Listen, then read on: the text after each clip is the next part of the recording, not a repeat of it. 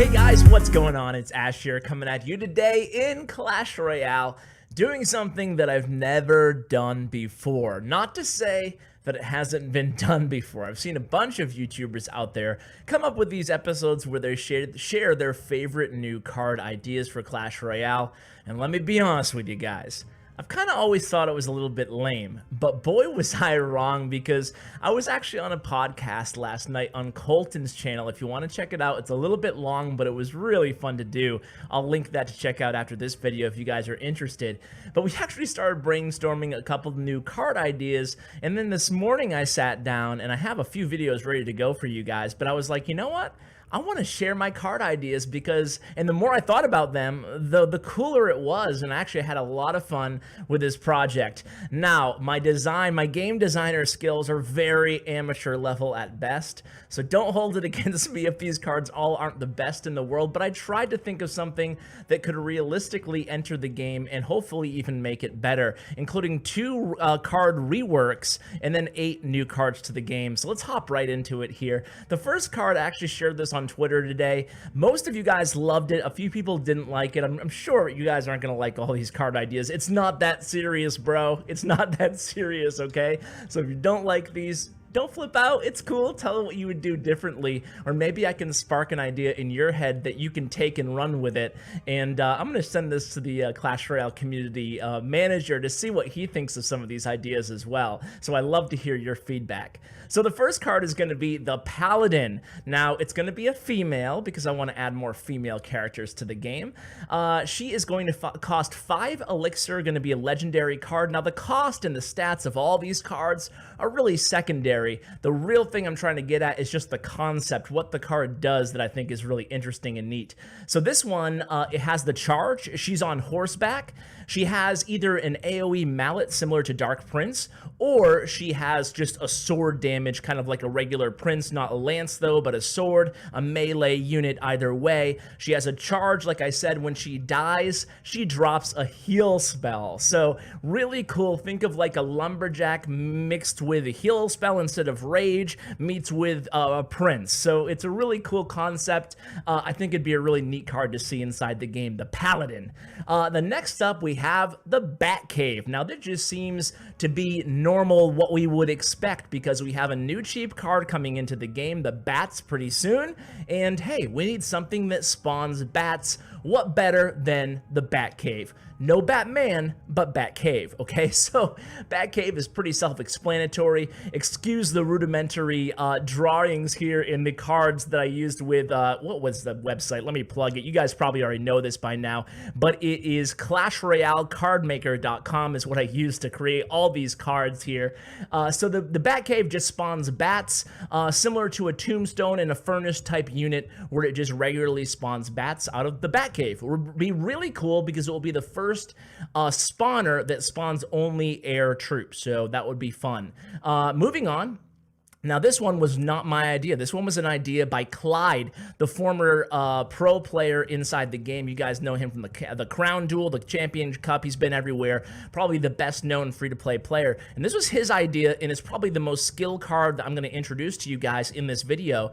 It's called the Shield idea. Now, bear with me. The Shield idea is a spell. It's a spell that's going to be a small radius, and it's going to be a definite skill card. It's going to give temporary immunity to all troops inside its radius. Now, it sounds very simple, but when you think about it, this could be a game changer. It's a really dynamic card. Really skilled players are going to be able to time it just perfectly, and this is also a high risk, high reward card, because oftentimes you might be using your shield a second too late and your troop's already dead, similar to a freeze spell. So I really like the idea to have a very fast shield spell, only lasts for a couple seconds. So that is the shield spell. Clyde thought of that idea. I think it's a really great idea. Now, this next one might be a bit controversial, but I tried to think outside the box a little bit here, and it started with me trying to think of a new cycle card, okay? So what is a good cycle card that what's a good cycle spell we can add to the game for only 1 elixir cost? It has to have a useful purpose, but it can't be too useful, because these 1 elixir cost cards are the actual most powerful cards in the game in a lot of ways, because of how powerful they are with cycling your deck. So this one is interesting, and it is called the Spyglass. costs 1 elixir, it's a spell, and you can temporarily, for a brief 1 or 2 second period, see your opponent's hand. Now, this would be the best starting play you could possibly cast inside the entire game. You know what type of deck your opponent's playing. Furthermore, you know the 4 cards in their hands. Very valuable, but of course it gets less and less valuable as you go throughout the match, because essentially, once you see the first 4 cards in your opponent's hand, you should be able to track with a fixed rotation what cards they always have in their hand. However, it does serve as an amazing cycle card, and it reminds you what counters your opponent has in hand as the match progresses, in case you forgot. So it's one of those cards that actually changes values as the match goes along, and for 1 elixir cost, it would be the quickest cycle spell inside the game. It would be a game changer as well. I'm not sure if everybody would love the idea to see your opponent's deck, but it would be pretty cool, in my opinion, to have a cycle spell like that doesn't have a strong effect, but can definitely have a game impacting effect. So the next card's gonna be a rework. Now, I'm thinking about Spear Goblins, probably one of the least sexy cards in the game right now. And Spear Goblins have been overshadowed by Goblin Gang, right? Goblin Gang's so powerful, you get 6 goblins, 3 spear and 3 stab goblins, for the cost of 3 elixir. There's no reason to carry Spear Goblins anymore. So I am adding a 4th Spear Goblin to the Spear Goblins. The reason we can't buff them is because it would also be buffing the Goblin Gang, which is what we don't want, because Goblin Gang's already so versatile, so useful, and some might even say it's an OP card in the game. But I want to give a little bit of love to the Spear Goblins. 4 Spear Goblins for 2 elixir cost. I think it's very valuable, especially in lower level arenas. It's going to be a very popular card, but I don't think it's too OP, as Spear Goblins are still have less HP and do less damage than Stab Goblins. So that'd be my rework of Spear Goblins. Not that sexy of a new addition to the game, I admit, guys. So the Dark Prince rework is my next rework idea. Now, the Dark Prince rework is another really fun and cool idea. And what I want to do is bump the cost up to 5 elixir, a total revamp of the card, and what I want it to be is the antithesis of the Paladin card. So when he dies, he has the same type of the normal interactions that he has right now, where he does have that shield. By the way, so does the Paladin, and this time he still goes into the charge. He still doesn't do a lot of damage, but when he dies, he drops a fast, quick poison spell. It only lasts for a few ticks, but essentially it's capitalizing on his AoE damage specialization that he already has built in with his mallet. So he drops that when he dies. He's kind of like the Death Prince to the life, or the I don't know, the good prince in the Paladin, okay? So that would be my my rework of the Dark Prince. Now, to end up with the last 4 cards, they're all going to be in the same category, and this is something I love from my Magic the Gathering days and my Dungeons and Dragons days. Oh yeah, I was a big nerd, guys. It's true. And in my MMO days, everything. But some of my favorite cards and Magic and all these other games really were elementals. I love elementals, and I think we should have 4 elementals added to the game. I'm going to make them rare, because what the heck, we could always use more rare, strong cards.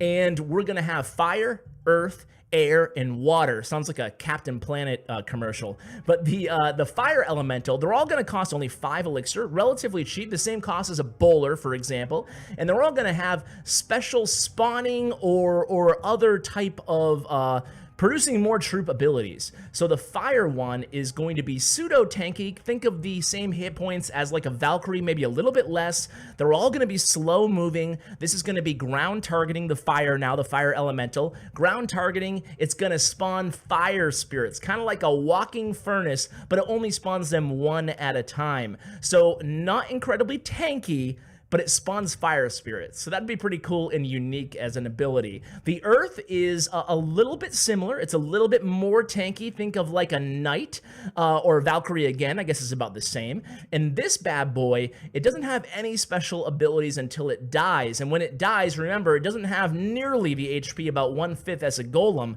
But when it dies, it splits into 3 golemites. So basically, it's just a wealth of tank production, because when it dies, it's just going to give 3 more targets for the opponent to have to stop. Even though they're not going to do much damage, it's just going to be that bulky kind of meat shield ability, all wrapped up in one pretty cheap card, considering it costs the same as the giant. Granted, it has a lot less HP, but it provides essentially 4 tanks for your target. The air elemental is an air troop. She is ground targeting and air targeting, and now this is kind of a crazy idea, but hey, you gotta think crazy, right? She shoots every so often. It's kind of like a spawn, like a witch spawn or like a night witch spawn, but she shoots little tiny mini tornadoes. We're going to call them vortexes. So the tornado has a large radius, 5.5 tiles, I believe, but these vortexes are going to be much smaller than that, only a 1 tile radius. So they're very small, but they're going to suck up anything low HP in their little vortex one at a time, and once one dies, another one is spawned a few seconds later. So it's a unique ability, and it would make a really good support troop, albeit a pretty pricey one, but it would have interesting interactions, and that's what I'm kind of trying to get at here with all these new cards.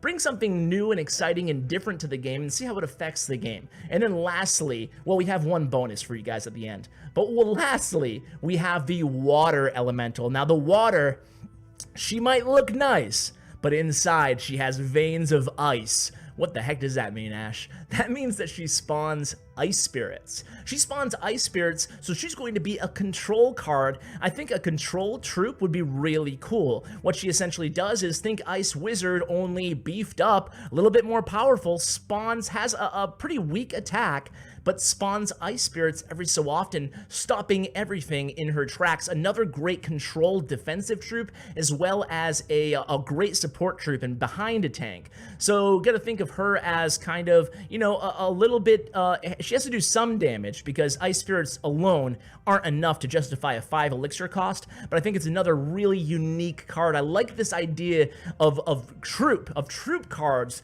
that can spawn either spells or troops, if you haven't noticed that theme so far through the video. And the last card is the Elite Royal Giant. The Elite Royal Giant, it's a common card, has to be a common win condition. It costs 2 elixirs. I'm just joking, guys. There's no Elite Royal Giant.